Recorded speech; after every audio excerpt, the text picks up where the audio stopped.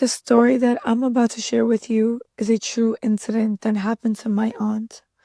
It dates back to the time when she had just gotten married and moved into a beautiful house with her husband in Pakistan.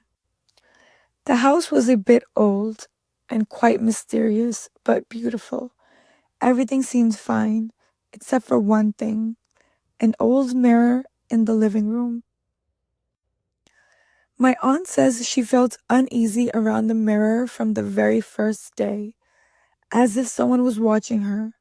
At first, she ignored it, but after a few days, she started feeling like she wasn't alone.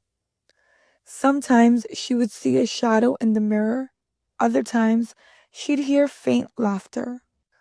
One night, she was sitting alone in the living room. Her husband had gone out for some work. She was watching TV when she suddenly felt like someone inside the mirror was staring at her.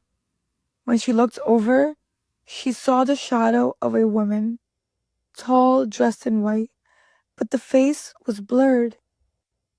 She turned pale. She immediately got up and covered the mirror with a cloth.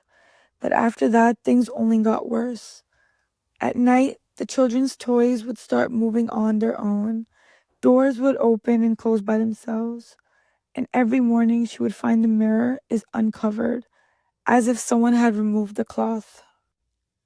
She and her husband both became increasingly disturbed. The house started to feel heavy, filled with a sad, oppressive energy. One day, her husband decided to take the mirror and move it into the storeroom. It was very heavy, but together they lifted it and locked it away. That night, everything was peaceful, no noises, no shadows. But the next morning, when they woke up, the mirror was back in the living room, in exactly the same spot it had originally been. At first, they thought maybe her husband had brought it back during the night, but when she asked him, he swore he hadn't even touched it. Now my aunt was sure this was no ordinary mirror. It was something else entirely. She called an elderly spiritual healer, Pirsab.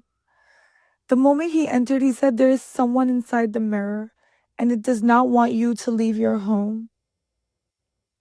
Pirsab said the mirror was under the influence of a Jinn, and this Jinn used the mirror as a way to connect to the human world. He said that at some point this mirror may have been used for spiritual rituals or dark practices, and now it was possessed by an entity. He gave them some protective